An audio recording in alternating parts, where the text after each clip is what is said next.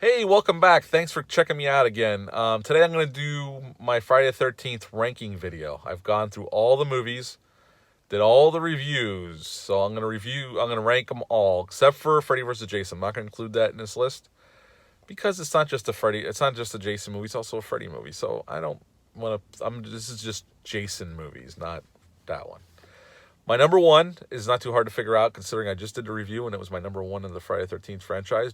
Friday the 13th Part 4, The Final Chapter. This is the one where Tom Savini came back to kill his creation, although that's what they thought at the time. But that's not what happened, as we all know. Is because the series went on for a long, long time, and hopefully it'll come back again once they get the lawsuit, the legal troubles sorted out. But Part 4, I think, is not only good, the best Friday the 13th movie, I think it's a really good slasher film in general. Joseph Zito did a nice job with the film. Tom Savini's effects look great. Ted White's a really effective Jason, and we get some of our best kids in the movie. This movie, as acting wise, I think there's some of the more well acted kids. But yeah, Part 4 is my favorite. Number 2 is a little controversial in some circles because a lot of people don't like the 2009 remake, or as I like to call it, reboot or sequel. It's more like a sequel to the original movie than it is a remake. But the Friday 13th, 2009 is my number 2 on the list. I felt that Jason was very effective in the movie. While I do agree there's some problems with the movie, compared to the other movies, I think we're lucky we got one that was so damn good. Not perfect, but pretty good. So that's my number 2. Number 3, and I didn't do this on purpose. There's a few like this on the rankings that come up with the same number. But Friday the 13th Part 3, or Friday the 13th 3D.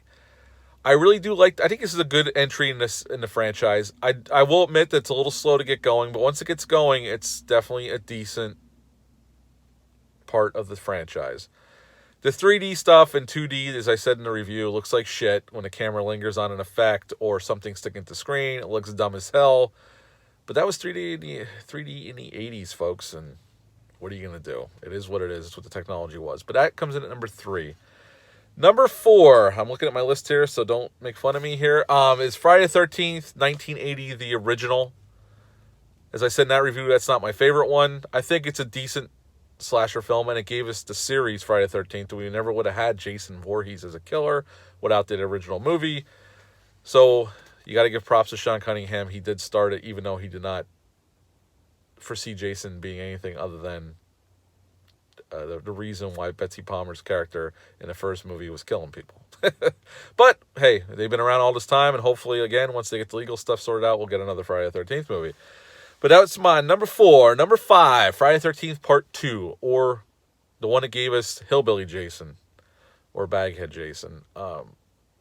Amy Steele is a great final girl in this movie. She's really good. She's one of my favorites of the series. The movie's a good movie. Steve Miner did some nice things with it, and gave us Jason to go forward with the rest of the series. So, there's some nice atmosphere there. It deserves that ranking.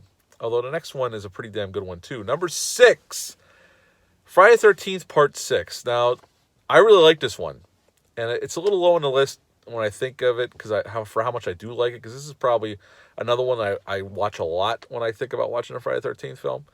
But Tom McLaughlin really knew how to make an entertaining slasher film. He didn't take it too seriously. He never really made fun of Jason, but he put some humor in there and just made it like a fun ride. I mean, the movie blows by really fast. The actors are pretty good. Tom Matthews is definitely an upgrade as Tommy Jarvis. And C.J. Graham is a very effective Jason. But yeah, Part 6 is a really good one in the series. It's one of the better ones for sure. Number 7, Friday the 13th Part 7, The New Blood.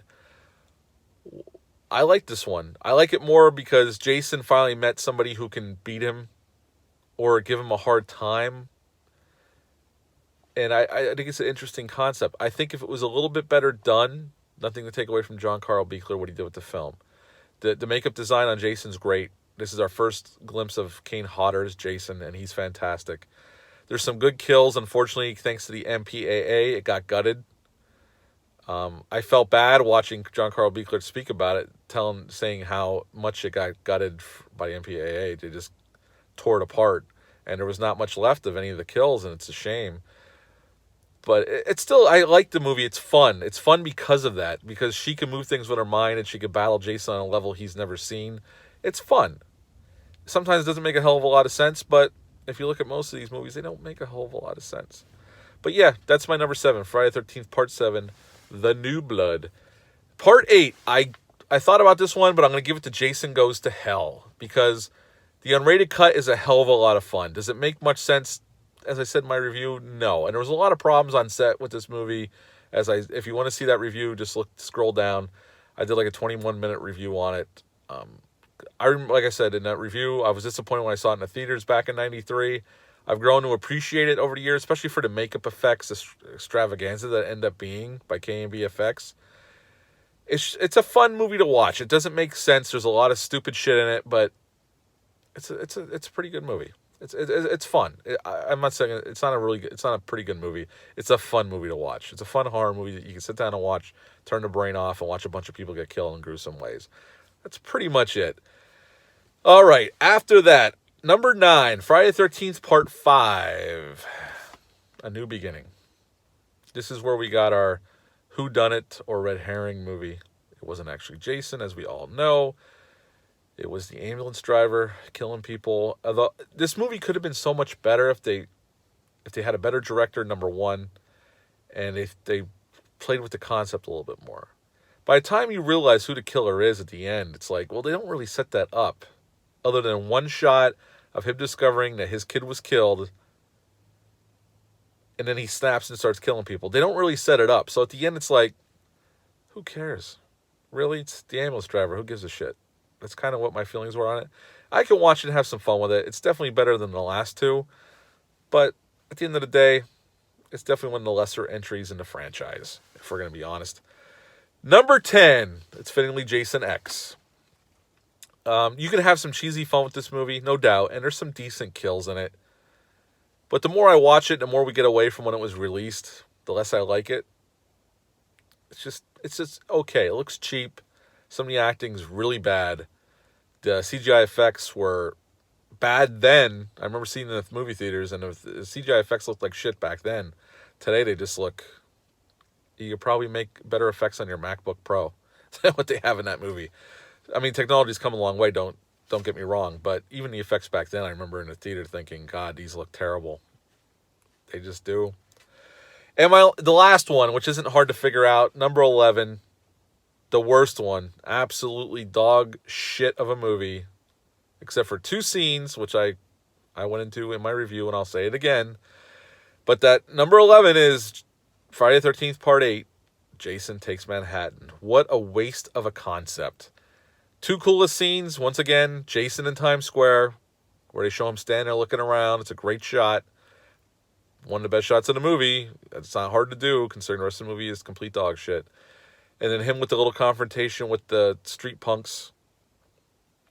And then Julius on the rooftop scene, the boxing scene. Those are the 2 best scenes in the movie. And like I said in the review, if you want to see those ones, don't watch the movie.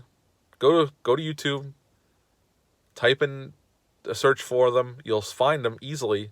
You watch those 2 scenes. You don't have to watch the rest of the movie because it literally sucks. I gave it a 2 out of 10. And the only reason I gave it 2 points were for those 2 scenes.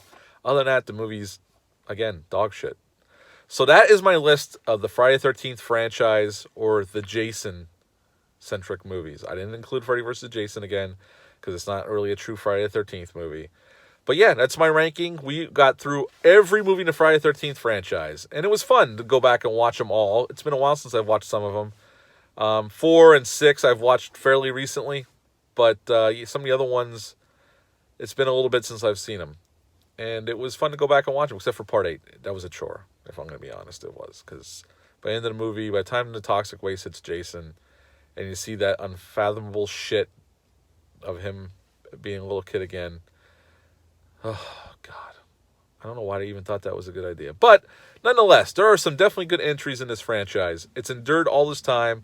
And again, I'll say, hopefully they get the legal battle sorted out so we can get Jason on the big screen once again. I don't know if that's going to happen. We can only hope as a horror fan.